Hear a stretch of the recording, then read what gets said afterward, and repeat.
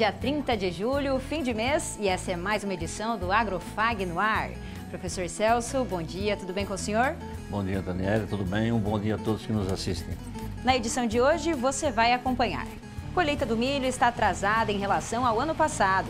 Produtores correm contra o tempo para não prejudicar o plantio da próxima safra. Fazenda do Paraná recebe prêmio internacional por práticas de agricultura sustentável. Encontro sobre plantabilidade reúne especialistas em Cascavel. No Agrocast FAG, vamos falar sobre essas estratégias que podem garantir uma boa produção no campo.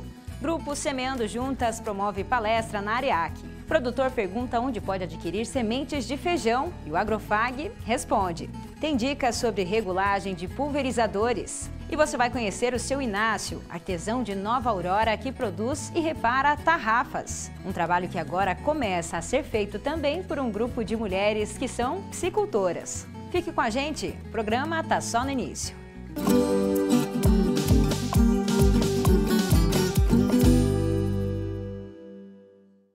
Começamos o Agrofag com uma nota de pesar. A nossa equipe expressa os mais profundos sentimentos de solidariedade às famílias e aos amigos das vítimas do trágico acidente que aconteceu na última quarta-feira na cooperativa Cevale, em Palotina.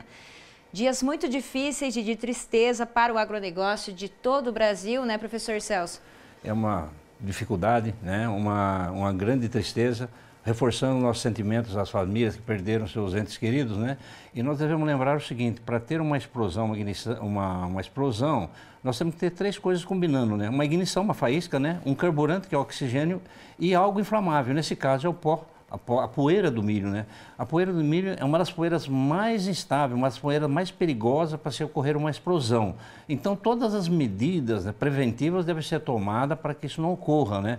Eu tenho certeza que vão fazer o levantamento e vão descobrir qual foi a razão dessa explosão, né? E aí, medidas de prevenção, mais cuidado, né? E silos sempre é uma coisa perigosa, é um local muito perigoso para se trabalhar, porque existem muitos gases que se acumulam, muitas poeiras, e é propício a haver uma faísca que possa ocorrer essa explosão.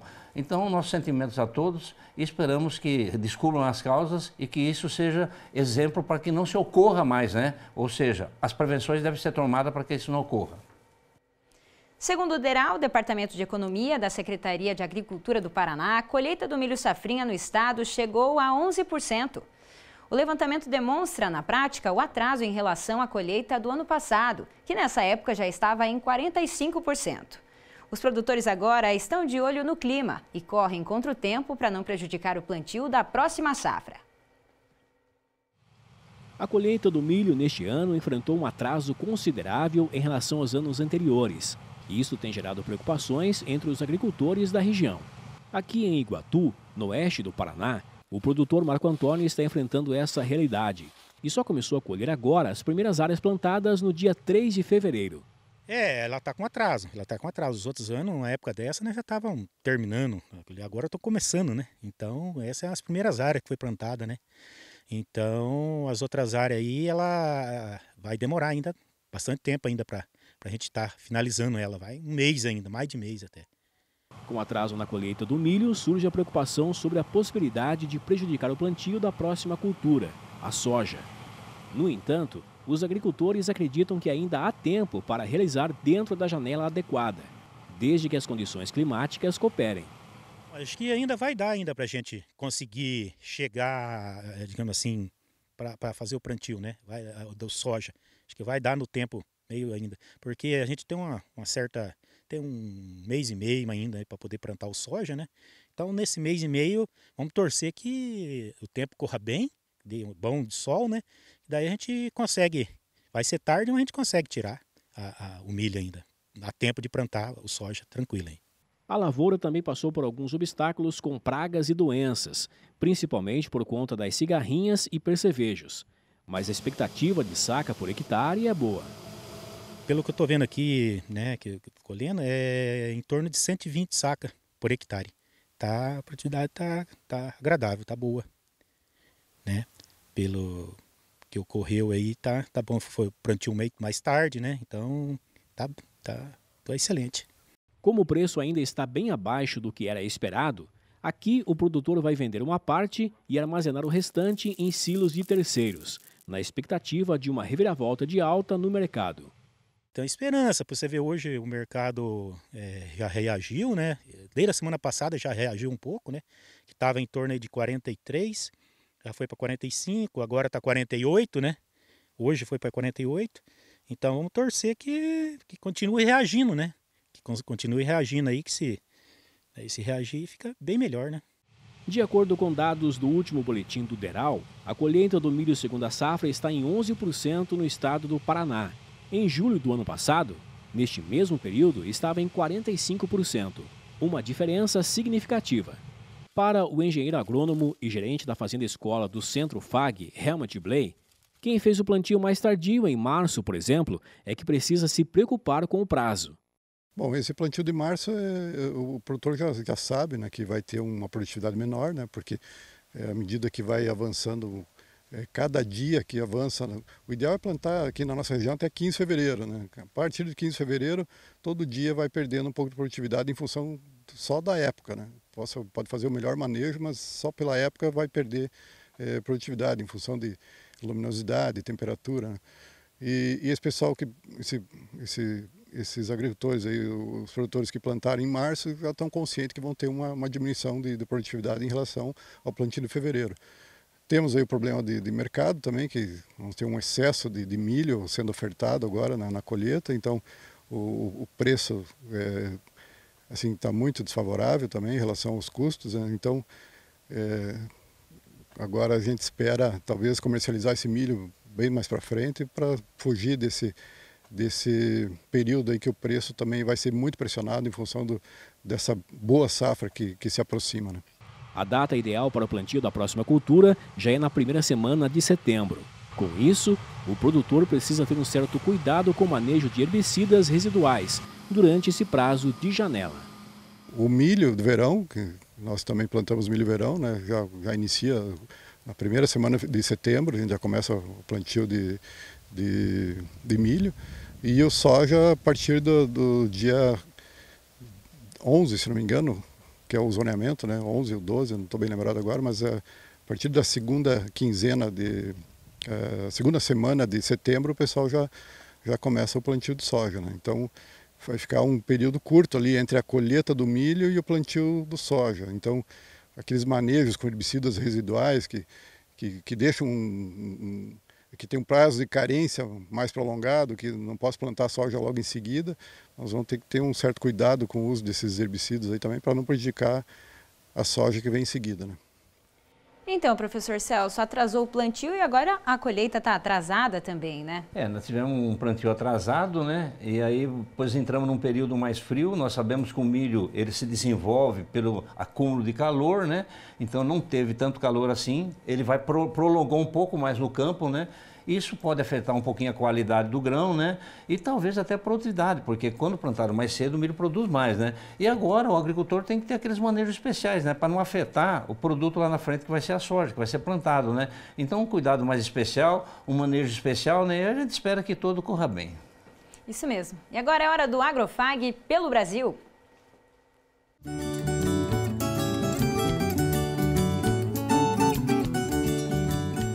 José Luiz Brandão Neto, que acompanha o programa pelo canal do YouTube, viu a reportagem que exibimos sobre o lançamento do IPR Águia, uma variedade de feijão carioca lançada pelo Instituto de Desenvolvimento Rural do Paraná, o IDR. Essa variedade se destaca por apresentar maior tempo de armazenamento. O José Luiz ficou interessado e perguntou, olha só, o que ele mandou pra gente lá no nosso canal, onde comprar esse feijão? E quem responde para o José é o José Neto, pesquisador do IDR. Vamos acompanhar. Olá, senhor José Luiz Brandão.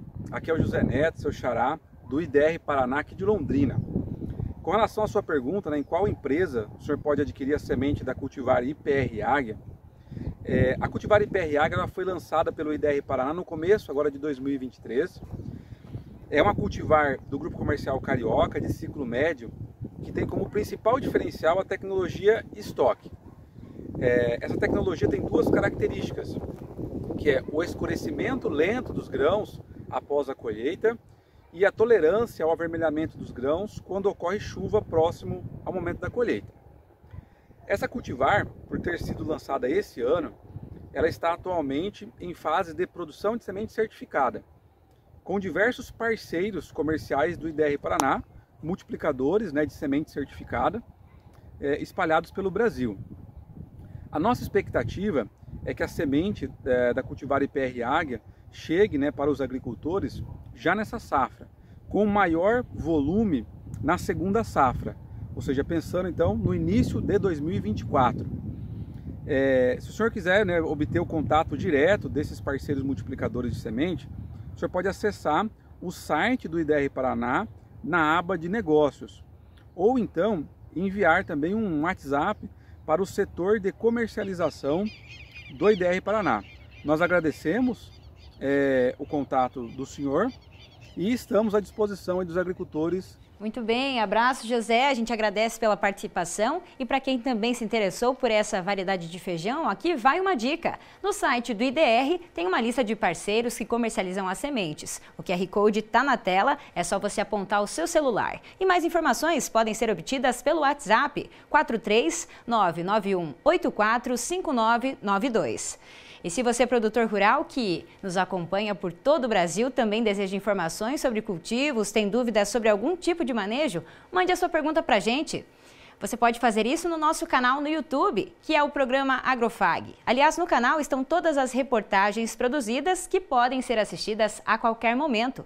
Aproveite para se inscrever no nosso canal e receber as notificações sobre as novidades que mostramos por aqui. Você também pode entrar em contato com a gente pelo nosso WhatsApp, que é o 45-3321-3970.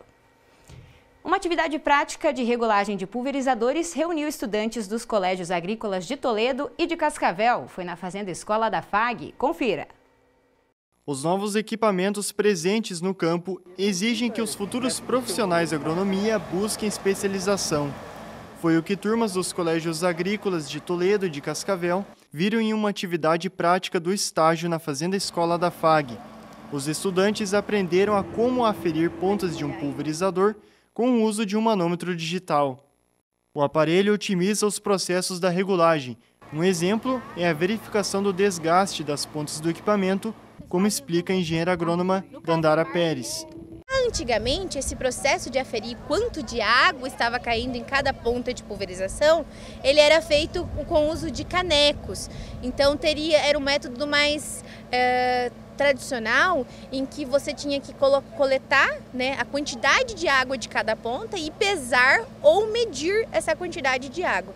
Porém, em um pulverizador grande como esse, como nós temos 54 pontas de pulverização, tem outros equipamentos que têm 60 pontas e tem alguns que passam de 100 pontas de pulverização.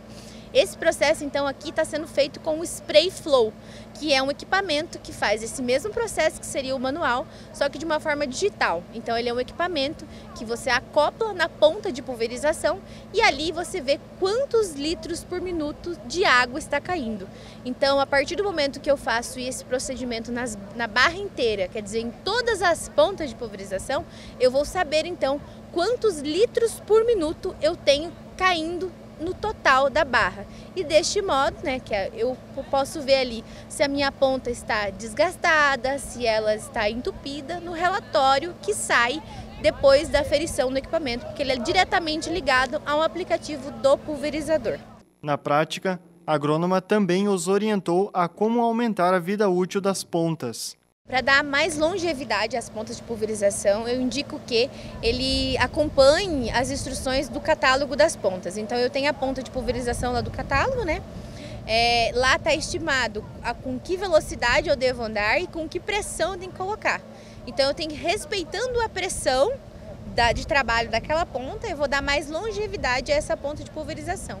E também aí lavar sempre o pulverizador entre uma e outra para que aqueles resíduos dos agentes químicos não fiquem ali por muito tempo e tudo mais. Sempre manter a higienização do equipamento. Os alunos estavam empolgados para aprender a realizar a prática. No colégio agrícola, a gente trabalha a teoria. A gente não tem um pulverizador ainda, mas é uma coisa nova. Querendo ou não, o estágio, a gente tem a especialização no mercado. Então, ter no estágio alguém que mexe com isso é muito importante, porque a gente consegue entender um pouquinho mais como funciona e também se especializar um pouco, querendo ou não, e daqui para frente até mesmo pode ser o nosso futuro trabalho. Esse aprendizado para minha futura carreira traz que, né, conforme a demanda do mercado de trabalho, os novos equipamentos, isso traz muito mais facilidade, né? A gente poder estar aprendendo e utilizando equipamentos assim. Traz muito mais chance para estar atuando no trabalho, muito mais facilidade e tal. Isso é muito interessante.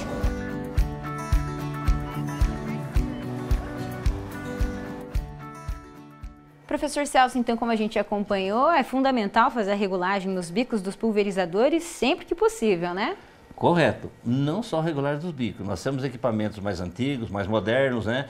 Então, a manutenção, a regulagem, até a regulagem da pressão do pneu é importantíssimo, né? E essas regulagens fazem com que você passe os defensivos agrícolas com melhor tranquilidade, ou seja, com redução até de volume de caldo, com redução até do defensivo agrícola. Então, treinamento e manutenção dos equipamentos é essencial. A Fazenda Mutuca, que fica na cidade de Arapoti, região dos Campos Gerais do Paraná, tem dado exemplo quando o assunto é sustentabilidade na produção. Recentemente, a fazenda foi reconhecida com um prêmio internacional por práticas inovadoras para uma agricultura mais limpa. Nós conversamos com o engenheiro agrônomo José Bento, um dos administradores da fazenda. Acompanhe. O assunto agora no Agrofag é sustentabilidade e uma produção que tem dado exemplo para todo o Brasil. E é sobre isso que eu vou conversar com o Zé Bento Germano, que está lá em Curitiba, que é responsável pelas sementes Mutuca. Seja muito bem-vindo, Zé. Olá, obrigado. Prazer estar aqui com vocês. Que bom. Conversar, contar um pouquinho da gente aqui. Zé, para a gente começar a nossa conversa, a Sementes Mutuca hoje, eu disse que ela é exemplo na questão da sustentabilidade para todo o país, porque vocês recentemente receberam um prêmio muito especial, né, a nível mundial, que é da Global Bioag Linkage, que é sobre sustentabilidade. Eu queria que você me falasse sobre esse prêmio e também já fizesse um histórico de como a fazenda de vocês atua nesse sentido. Perfeito. Bom, o Congresso Global Bioag é um dos maiores congressos de biológicos do mundo. Ele é mais voltado para B2B, assim, de indústria para indústria, mas um dos prêmios que eles entregaram lá foi do Sustainable Grower Award, né? Algo do tipo, né, o produtor mais sustentável. E a gente foi para a final com uma fazenda dos Estados Unidos e acabamos ganhando o prêmio. Né, no fim, não foi nada de super, né, vamos dizer, revolucionário no que diz respeito à sustentabilidade, mas a gente procurou falar bastante de plantio direto, que é uma prática que a gente, né, adotou aqui.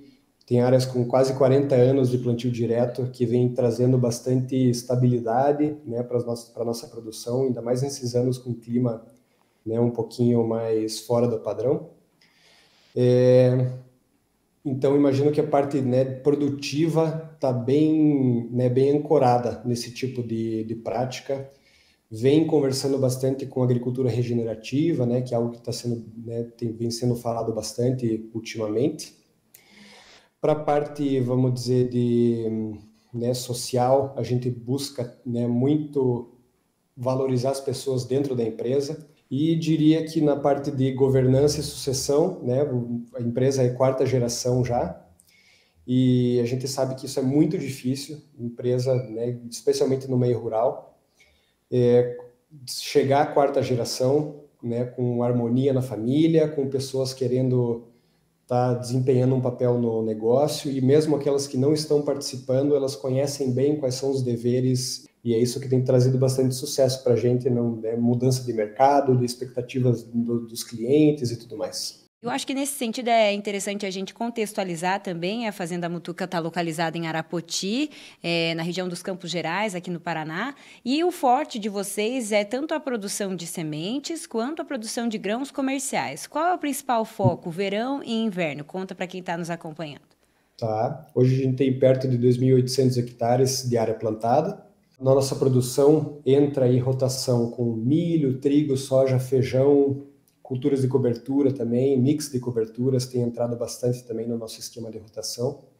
Mas o nosso core principal são sementes de soja no verão e sementes de trigo no inverno, né? Para a gente compor de alguma forma e conseguir ter, né, rentabilidade e estabilidade na produção, é importante sim que haja, né, a rotação de culturas, mas o nosso objetivo principal é produzir semente de qualidade. Você tocou em 2 tópicos já durante a nossa conversa. O primeiro deles foi o plantio direto, desde a década ali de 50, né?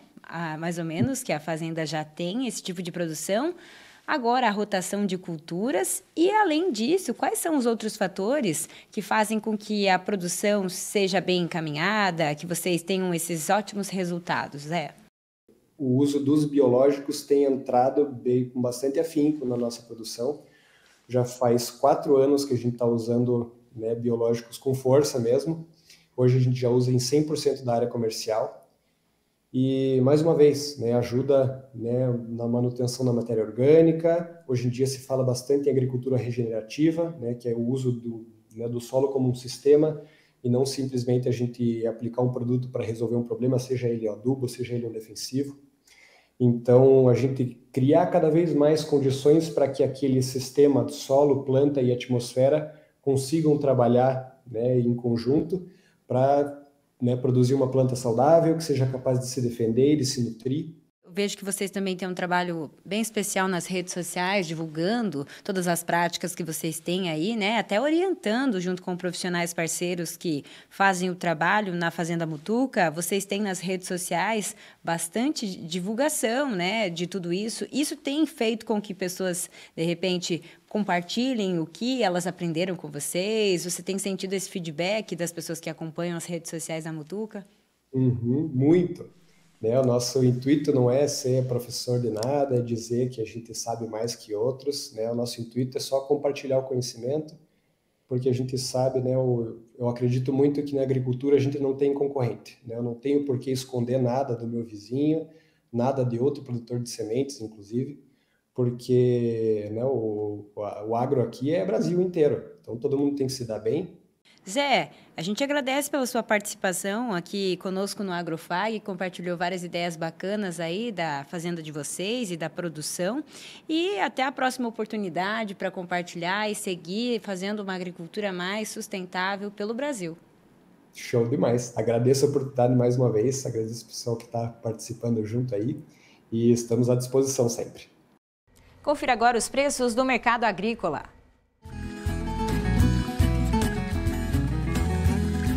A saca da soja em Cascavel fechou a semana em R$ 131. A saca do milho, R$ 46 e a saca do trigo, R$ 68. Depois do intervalo, vamos falar sobre plantabilidade, um tema atual que envolve várias práticas e que pode garantir uma boa produção no campo. E ainda nessa edição, um grupo de mulheres de Nova Aurora está aprendendo a técnica de confecção e restauração de tarrafas. Quem ensina é o seu Inácio.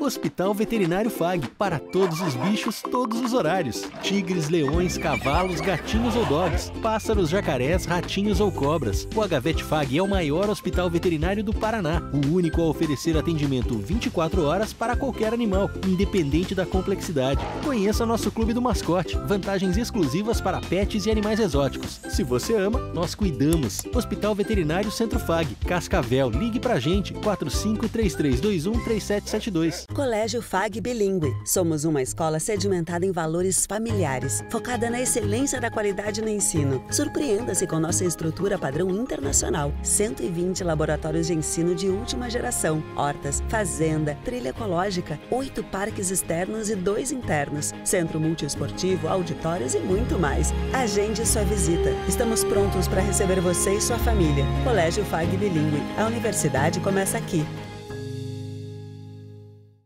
Conectados ao mundo. Somos todos. Somos um só. Somos muito mais. Global Connection. Descubra um novo programa de pós-graduação Centro Universitário FAG. Acesse o site e conheça os cursos disponíveis. Conexões internacionais e experiências transformadoras. fag.edu.br/pós. Inscrições pelo fone 4533213964. Pós-graduação Centro FAG. Global Connection. Realize.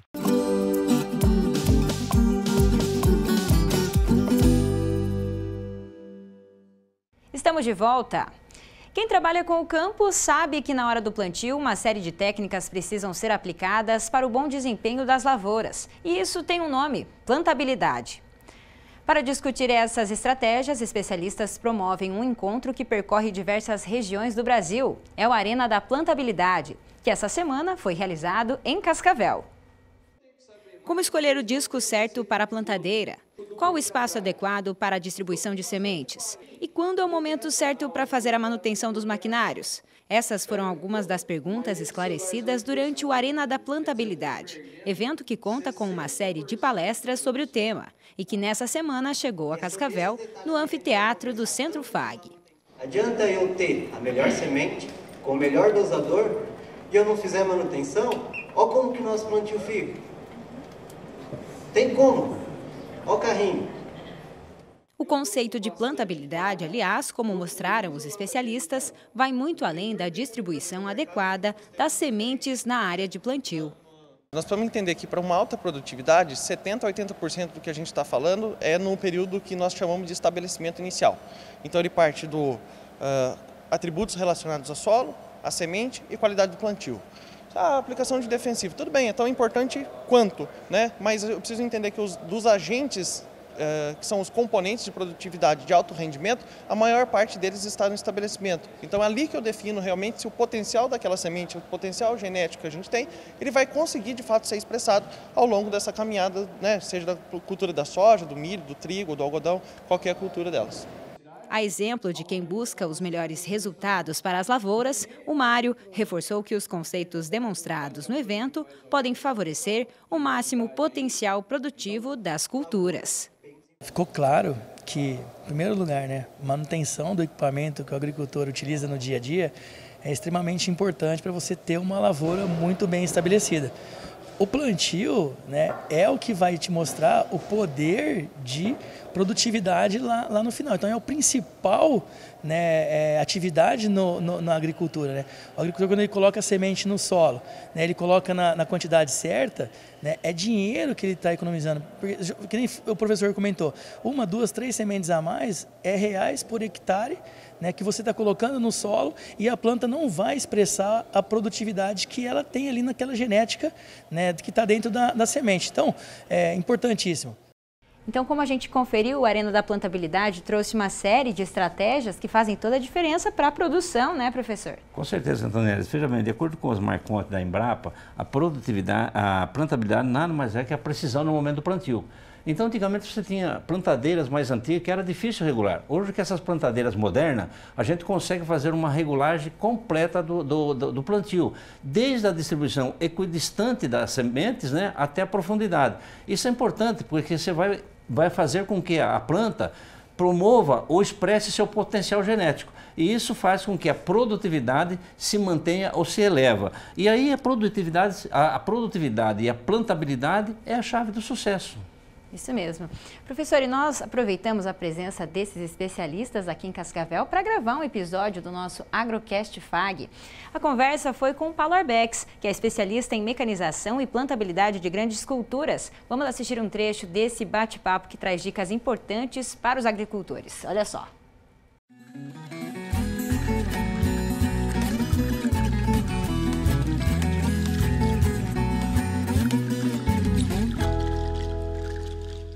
Olá pessoal, sejam bem-vindos a mais um episódio do Agrocast FAG. Esse é o episódio 21 e a gente vai falar da importância de uma plantabilidade eficiente para o bom desempenho das lavouras. E sobre esse assunto, quem vai me ajudar a falar sobre ele, Dandara Pérez, hoje aqui comigo, engenheira agrônoma e especialista em manejo fitossanitário. Seja bem-vinda, Dandara. Obrigada, Antoniela, pela oportunidade. Vamos aqui, então, conversar um pouco mais sobre plantabilidade aí com o professor Paulo. Isso mesmo, Paulo Arbex está aqui com a gente. Seja muito bem-vindo, professor Paulo, lá da Unesp de Botucatu, que tem muita experiência em plantabilidade, né? Seja bem-vindo. Muito obrigado, Antoniela. Falar que é uma honra, né? Estar aqui no Agrocast, junto com você, junto com a Dandara, que é uma grande amiga. Eu tenho certeza que a gente tem muita coisa para compartilhar aqui hoje. Com certeza. E plantabilidade, para a gente começar o assunto, né? Vamos falar sobre isso. Plantabilidade é essencial para o bom desempenho das lavouras e para a gente já falar sobre esse termo, o que significa plantabilidade, de que maneira ela vai trazer aí uma melhor qualidade das lavouras. Paulo. Perfeito. Primeiro, definindo o termo plantabilidade, né, que é legal, porque não é um termo assim usual, né, do dia a dia, mas a plantabilidade é eu começar bem. Então, eu plantar bem, colocar semente no lugar certo, na profundidade correta, com a população recomendada. Então, isso é que é plantabilidade, né? E ela vai fazer toda a diferença, porque é fácil de explicar isso, né? Se eu tenho um plantio bom, colocando a semente no lugar certo, né? O que acontece? A possibilidade de uma produtividade maior, né? De uma produtividade maior é expressante. Por quê? Por causa que cada planta, daí ela vai lá e tem o seu potencial produtivo. Se eu coloco uma planta do lado da outra, ela começa a competir. E se por um acaso eu não tiver planta ou eu tiver vazios, também eu vou ter problema, porque daí eu vou ter falta de planta. Isso é que é plantabilidade, eu colocar a semente no lugar dela. E eu acho que é interessante a gente comentar que a plantabilidade começa bem antes do plantio, né, Dandara? Isso que a gente tem percebido também, né? Sim. E como a gente tem que se planejar ali no antes, no pré-plantio? Quais aí são os aspectos que tu pontua? A gente primeiro, vamos falar alguns pontos, né? Vamos falar primeiro em relação ao solo. Em relação ao solo, o que acontece? A preparação é eu fazer um preparo, geralmente, né, a gente pede que se faça com cultura através do plantio direto, né? Então, uma dessecação, que já é a área da Danda aí, né? Sim. Então, uma dessecação bem feita, porque para eu cortar a palha, né, a hora de entrar com a semeadora no solo, a palha tem que estar bem seca. Então, isso é muito importante, uma dessecação. Olha como as áreas são correlatas, né? Sim, as complementares. Áreas complementares. Então, eu preciso de uma dessecação bem feita. Eu preciso de uma cultura de cobertura no meu solo. Isso, aí, mais uma do solo também é o teor de umidade, que é importantíssimo, o teor de água que eu tenho no solo, para eu poder fazer uma plantabilidade boa. Daí na máquina, quais são os preparativos? Principalmente, a máquina ela tem que estar revisada. Então, eu tenho que fazer revisão, tenho que fazer toda a manutenção. E isso é até legal de se falar, que o pessoal ainda deixa muito a desejar, né? Fala assim, você revisou sua máquina? Eu troquei as peças quebradas. É assim que o pessoal fala. E, na verdade, eu preciso de uma manutenção bem feita para a máquina poder expressar todo o potencial dela. Né? Certeza. Então, em relação à máquina, é isso e saber, e também importantíssimo regular. Quanto que eu vou aplicar de adubo, qual que é a minha população de semente e qual profundidade que eu quero. Então, esses são os dados preliminares que eu tenho antes de começar a plantar.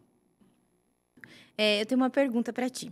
Qualquer semeador é capaz de ter uma boa semeadura ou somente semeadoras de alta tecnologia é capaz de fazer uma semeadura com plantabilidade de alta performance?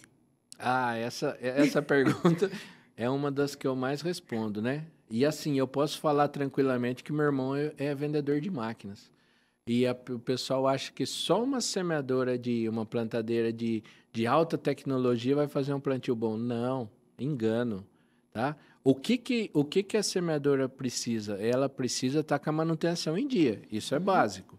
E daí, conforme a tecnologia que eu tenho, eu vou fazer o meu plantio com maior ou menor velocidade. Exemplo do que eu estou falando, né? Eu tenho uma plantadeira de altíssima tecnologia, que só falta falar, né? Tem semeadora que já fala, mas tem tudo. E daí, eu tenho uma área onde ela não precisa expressar todo o potencial dela. Eu fico perdendo. Ao mesmo tempo, eu tenho uma semeadora, aquela semeadorinha antiga, né? E mais ainda que o pessoal está fazendo é retrofit em máquina. Isso é muito importante. O que é isso?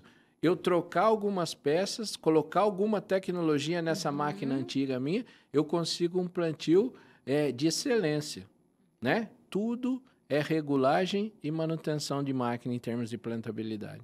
E outra coisa que eu observei vocês pontuaram muito detalhes de regulagem, de manutenção que a gente tem que fazer nas plantadeiras, que muitas vezes passa batido pelos produtores, né? Você citou disco, citou borracha lá da vedação quando é plantadora a vácuo. e que esses desgastes, essas coisas que a gente deixa de dar atenção na hora da regulagem, eles são o que impede aí a eficiência da plantabilidade que eu tenho num dia de trabalho. Que pontos que a gente tem que se atentar quando a gente vai fazer uma manutenção e que a maioria dos produtores às vezes não vê ou finge que não vê ou não quer reconhecer que tem esse problema na sua plantadeira dentro da sua propriedade? Perfeito. Primeira coisa, eu vou começar com uma brincadeira. Qual que é a frase que a gente mais escuta no campo? Não precisa trocar não, professor. Aguenta mal a safra. Tenho certeza que o produtor está dando risada porque ele fala isso. Aguenta mais uma. Aguenta mais uma safra, não precisa trocar. É aí. E às vezes ali na troca de peças ou numa lubrificação da máquina, na limpeza. Sabia que limpeza é manutenção também, né? Só que parece brincadeira, mas a gente vai lá e liga no automático o plantio. Quando começa o plantio, o que o pessoal fica? Ele fica doido, fala assim, tem que acabar. Pode ver.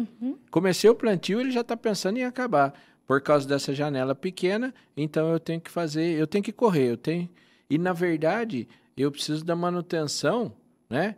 Quando eu não faço uma manutenção preventiva, ou seja, o que você perguntou antes de começar o plantio, eu começo a fazer manutenção corretiva. O que é isso? A plantadeira vai lá e quebra no meio da safra. Daí eu tenho que corrigir os erros com a máquina, tem que trocar o pneu com o carro em movimento, né? Então, tem alguns itens, né? Você perguntou dos itens. Disco, rolamento, mola, né?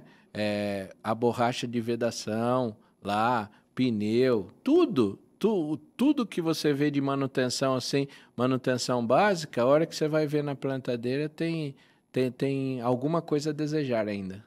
Dandara, a gente até tinha pontuado aqui, né? E temos algumas perguntas de agricultores também, que foram feitas durante o evento, aí a sua conversa com eles. Sim. Deixa eu Conta aí pra gente o que os agricultores estão querendo saber aqui da nossa região.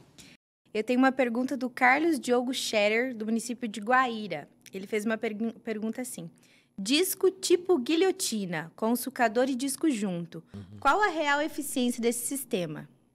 Para quem não conhece, né, o facão guilhotina que a gente fala, ou hoje também tem empresas fazendo ele aí, a guilhotina, né, seria um disco junto com uma haste, tá? Qual o verdadeiro papel dele? Se ele bem usado, é uma baita de uma ferramenta. Porque o que acontece? Ele pega o que tem de bom no disco, mais o que tem de bom no sucador, na haste, né? Então ele faz a haste ele faz uma descompactação superficial, ele mexe um pouco no suco na superfície ali e o disco ajuda a cortar. Mas vamos lá, que nem eu falo, né? Você pegar as tecnologias são boas, desde que bem usadas. Bem usadas. O que a gente faz? Por exemplo, eu vou plantar com guilhotina em alta velocidade, coloco alta velocidade, a porcentagem de embuchamento é muito maior do que só o disco ou só o sucador. Entendeu? Porque tem um vão ali, né, entre o disco e a haste, é onde vai lá e pode dar embuchamento da máquina. Então eu tenho que saber usar bem. Desde que eu saiba usar a tecnologia bem, e o facão guilhotina é uma ferramenta dessa.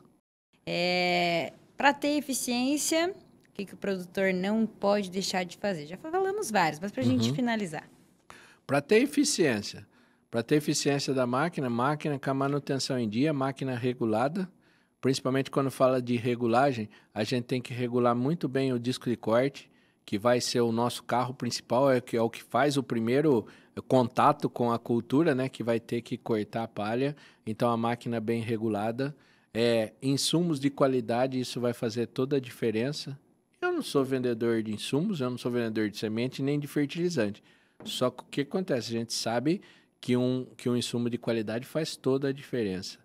E uma coisa, para terminar, Antoniela, dessas dicas, uma coisa que a gente deixa muito, muito, muito a desejar.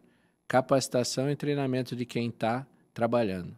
Se você vai lá e você mostra quanto que está saindo de reais em cada bico, lá o operador não pensa diferente? Sim.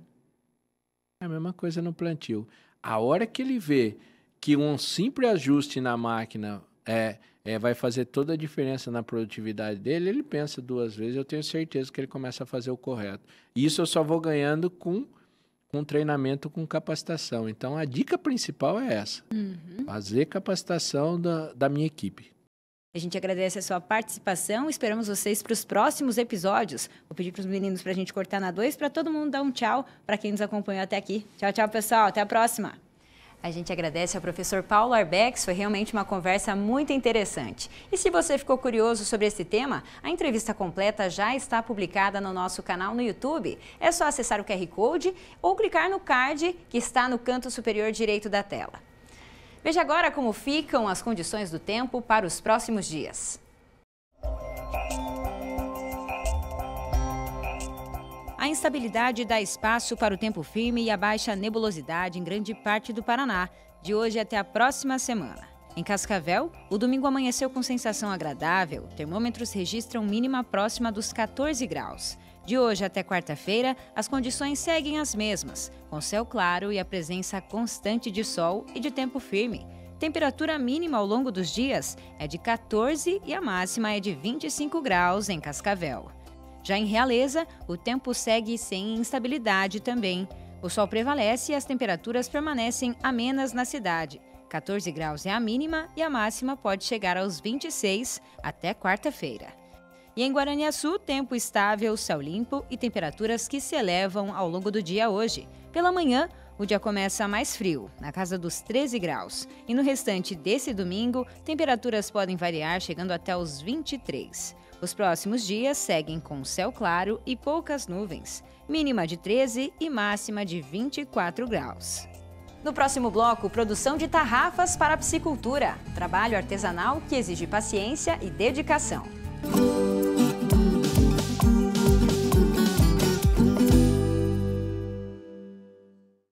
Conectados ao mundo. Somos todos. Somos um só. Somos muito mais. Global Connection. Descubra um novo programa de pós-graduação Centro Universitário FAG. Acesse o site e conheça os cursos disponíveis, conexões internacionais e experiências transformadoras. fag.edu.br/pós. Inscrições pelo fone 4533213964. Pós-graduação Centro FAG.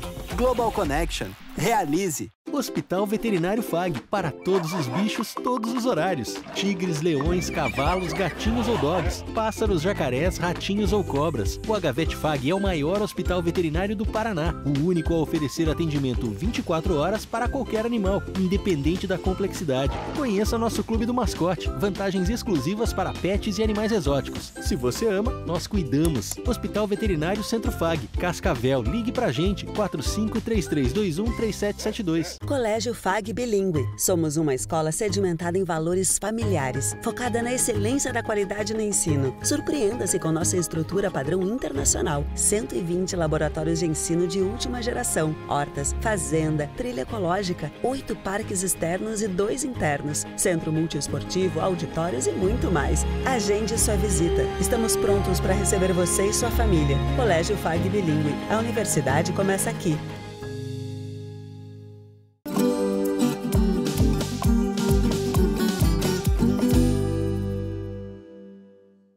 A produção de tilápias envolve diversas etapas e em cada uma delas equipamentos específicos são utilizados, como por exemplo a tarrafa, que auxilia na pesagem e na biometria dos peixes. Em Nova Aurora, quem produz e restaura essas redes é o seu Inácio, um artesão caprichoso que agora está ensinando o ofício para um grupo de mulheres da comunidade de Alto Alegre. A iniciativa busca colaborar com a atividade que movimenta a economia da região. Confira. Na propriedade da família Roecker, em Nova Aurora, a piscicultura é a principal fonte de renda. 3 tanques abrigam aproximadamente 211 mil peixes a cada lote. Para monitorar o desenvolvimento da produção, pelo menos uma vez por mês, é feita a pesagem e o cálculo da biomassa dos peixes, para determinar a quantidade certa de ração que deve ser fornecida aos animais. Os processos são feitos manualmente e, para isso, um item é fundamental: a tarrafa. Feita com fios de nylon, a tarrafa é resistente, flexível e, por não ser pesada, facilita a retirada dos peixes da água. Só que, com o tempo, o material vai se desgastando e precisa ser reparado. O processo de restauração dá trabalho e poucos profissionais na cidade têm a habilidade para a prática. Uma tarrafa nova feita artesanalmente pode custar de R$ 800 a R$ 1.200 e leva cerca de 2 meses para ficar pronta.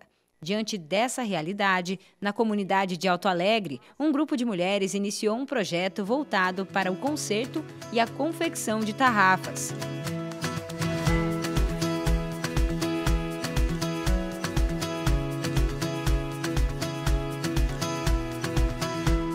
Quem ensina a técnica é o seu Inácio, agricultor aposentado que aprendeu com um amigo há mais de 10 anos a restaurar e fazer novas tarrafas.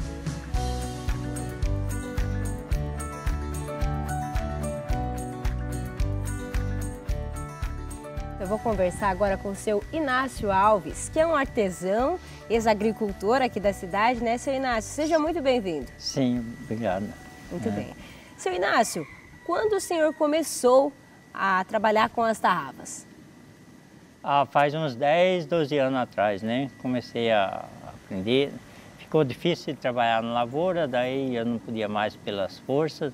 Aí eu resolvi começar pela aprender, passar tempo, né? É um exercício bom para memória também, para a gente ficar ativo, né? É muito bom para ficar ocupado nas coisas, né? Ocupado. Uhum. E a prática é extremamente minuciosa, você tem que ter um ponto correto, você tem que ter uma técnica. Como é que o senhor aprendeu também essa técnica da tarrafa, que é algo tão especial, tão tradicional aqui também para a cidade de Nova Aurora, né? Sim, aí eu fui procurar um outro que me ensinasse, né? Um outro professor, Paulo. Ele me ensinou a fazer a tarrafa, como é que dá os pontos, nós, o que precisa. E daí depois o resto eu fui aprendendo por conta, né? Como pôr a corrente, como fazer, como... Aí só ele me ensinou assim o começo, como fazer os pontos e... Essa tarrafa que a gente pode ver aqui, quanto tempo o senhor levaria para fazer a produção de uma dessas? Vai mais ou menos 1 mês e meio, né? Para fazer. Porque tudo artesanal, né? E é demorado para fazer. Não é fácil, não. Tem que prestar muita atenção. Prestar atenção. E aqui eu consigo ver essa corrente, que ela é necessária também, né, para dar peso e sustentação à tarrafa. De que forma que o senhor também consegue aderir ela aí ao equipamento? Então, essa corrente é o que sustenta, que afunda na água. E a gente tem um jeito de pôr outra cordinha também, mas tem o jeito de pôr a corrente assim, né? Daí a gente vai trabalhando e vai fazendo aqui, né? E tudo é trabalho difícil, tem que ser com paciência, olha. E daí aperta bem, e daí já passa para outro... Para outro ponto. Outro ponto, outro elo aí, e vai indo assim. E é uma coisa divertida e boa, né? E é necessário. Agora o senhor participando desse projeto, né, da restauração das tarrafas, ensinando cada vez mais pessoas a fazerem esse tipo de trabalho também. É algo que traz satisfação para o senhor, que pode te ajudar aí com o seu trabalho? Os seus clientes também já estão mostrando esse resultado positivo? Sim, estão mostrando e para mim traz benefício, né? Porque nem eu estava falando que é bom para a memória, né? Para manter ativa os neurônios, né? Que funciona melhor e traz lucro também, né? Porque traz o dinheiro também que a gente faz, né? Então é muito importante na vida da gente. O grupo começou a se reunir no início de abril e hoje, além das mulheres associadas à Copacol, conta também com a participação da comunidade, uma maneira de contribuir com o trabalho do seu Inácio e com os profissionais ligados à piscicultura da cidade. Irene, você que está à frente aí das ações, né? Você é a líder do grupo, eu queria que você comentasse um pouco sobre como foi essa ideia de aprender com o seu Inácio a fazer a restauração das tarrafas e também aprender a como confeccioná-las realmente. Sim, a ideia, né, da confecção e restauração das tarrafas foi que eu vi a necessidade dos piscicultores, né? Porque é uma ferramenta que eles usam, né, semanalmente ou às vezes até diariamente E é muito importante devido ao preço, né, também que tem a tarrafa. Então eu acreditei que seria um bom projeto para auxiliar os piscicultores nessa atividade dele, dentro da piscicultura. Vocês começaram o projeto em abril desse ano, né? Já fizeram 3 encontros e cada um desses encontros vocês percebem que é uma técnica detalhada, é uma técnica manual, mas que realmente com esse trabalho bem feito, essa tarrafa fica de qualidade e faz a diferença para os piscicultores. Fica uma tarrafa muito bem resistente, né? E ela é sim um trabalho demorado, né? Porque feito ali manualmente demora um pouco para confeccionar, né? Mas com dedicação ela vai sendo construída. Somos a capital nacional da tilápia. A tarrafa, como a Irene colocou, é a enxada do piscicultor. E são muito poucas as pessoas que confeccionam e fazem a tarrafa. Então aí vem a dificuldade e a necessidade dos piscicultores estarem encontrando para comprar e até mesmo para estar recuperando, consertando as tarrafas. Eu acredito que além da necessidade que nós temos do uso da tarrafa, também é da preservação de uma cultura. Porque não é todo dia que a gente encontra alguém que sabe fazer uma tarrafa e está disponível para passar esse conhecimento. Então fica nosso agradecimento para o seu Inácio, né, por estar compartilhando esse conhecimento dele conosco. E parece a princípio ser um projeto simples, mas se a gente for olhar a dimensão e o tanto que na piscicultura é usada a tarrafa, então ele é sim um projeto de muita importância para nós que somos piscicultores.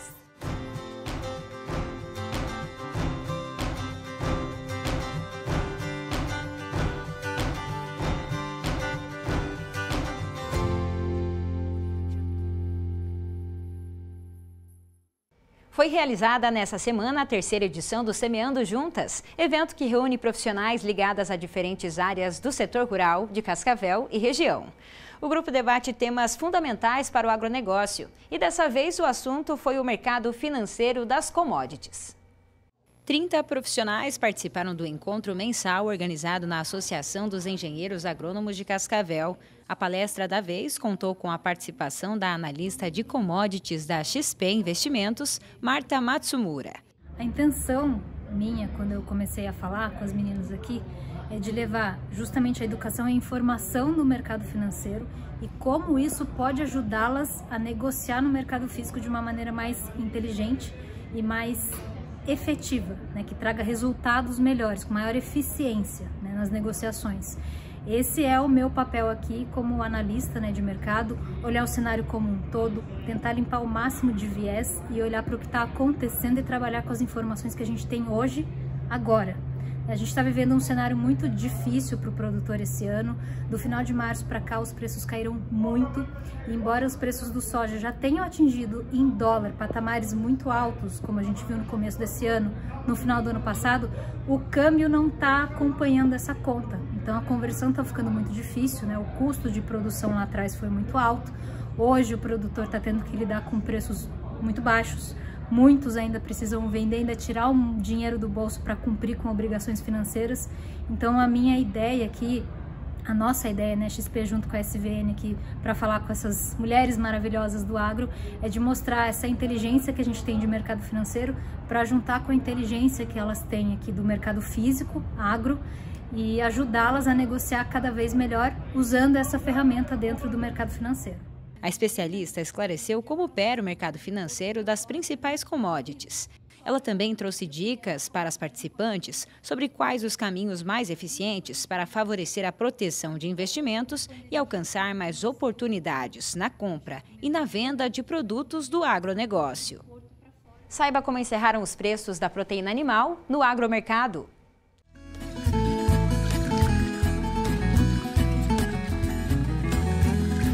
A arroba do boi gordo em Cascavel, R$ 240. O quilo do suíno, R$ 6,37 e o quilo do frango, R$ 4,30. E você já está inscrito no nosso canal no YouTube? Para encontrar, não tem erro. Basta digitar youtube.com/agrofag ou na barra de pesquisa do próprio YouTube mesmo, Programa Agrofag Separado. Essa aqui é a nossa página inicial, lá do canal, e nela você pode acompanhar as edições completas que nós exibimos na KTV também e as reportagens individuais, né, conforme o conteúdo que você quiser acessar. Tudo muito prático, né, professor? Como você disse, num local só. Isso mesmo. E aqui você também pode mandar as suas perguntas. A partir das reportagens que você acompanhar, você pode tirar as suas dúvidas que a nossa equipe vai atender a todas as solicitações, né? A gente também quer convidar você para participar conosco das nossas redes sociais. Instagram e TikTok é @agrofag, ou se você quiser mandar a sua mensagem no nosso WhatsApp, o número é esse que está aparecendo na tela, 4533213970. E agora, chegou o momento, já que a gente está falando de redes sociais, da gente conferir as indicações de cursos e eventos e as participações de vocês nas nossas redes sociais. A gente começa falando do curso aí sobre práticas de biosseguridade na bovinocultura leiteira. São 20 horas de carga horária, o investimento R$ 80, o período de inscrição vai até o dia 15 do próximo mês. Então, essa é uma dica aí da Embrapa que a gente traz para vocês, tem QR Code na tela, basta apontar o seu celular. Temos também Festa de São Cristóvão, dia 4, 5 e 6 de agosto, com tradicional churrasco e bênção dos motoristas, R$ 150. Então, a gente tem aí como preço indicado para o churrasco, para você retirar, né, a sua carne lá na São Cristóvão. É uma festa tradicional. Muito tradicional aqui. E tenho certeza que o churrasco vai estar uma delícia. Com certeza. Temos também a Festa do Morango na próxima semana, né, de 3 a 6 de agosto, lá no Centro de Convenções e Eventos aqui de Cascavel. E alguns dos feirantes da Feira do Teatro vão participar. São diversos expositores e também diversas opções de receitas feitas à base de morango. Já é tradicional aqui na nossa região. Também, muito tradicional a Festa do Morango e é uma delícia, a gente tem certeza e a gente vai conferir essa edição também. Temos também Conagri On, Congresso Nacional da Agroindústria, 3ª edição. Inovação e tecnologia na cadeia de valor, produtos lácteos e cafés especiais. De 1º de agosto até dia 3. E você pode participar online, fazer a sua inscrição por esse site que está aparecendo na tela e também pelo QR Code. Agora nós temos aí as nossas fotos e as participações das redes sociais. Yasmin, é muito importante a Yasmin estar aparecendo aqui hoje, porque essa é a fase final do TCC dela, né? Tá finalizando aí, vai pesar, depois só escrever. Que legal, um trabalho que a gente vem acompanhando desde o início, né? É sobre, então, a qualidade genética dessa cultivar de milho. Os cruzamentos, vários cultivares de milho, e ela é muito dedicada e muito interessada no assunto. Que bacana. Yasmin, obrigada por participar com a gente mais uma vez aqui. Sucesso! Temos também aí uma foto que foi enviada pelo acadêmico de agronomia também, o Geraldo, né? Olha o visual dele lá em Aberaldo Luz, Santa Catarina. Mandou pra gente também. E com esses visuais aí que o Geraldo nos enviou, a gente encerra o programa desse domingo. Te vejo na próxima semana, professor. Ótima semana para o senhor. Ótima semana para você e ótima semana para todos. Tchau, tchau, pessoal. A gente se vê domingo que vem. Até mais.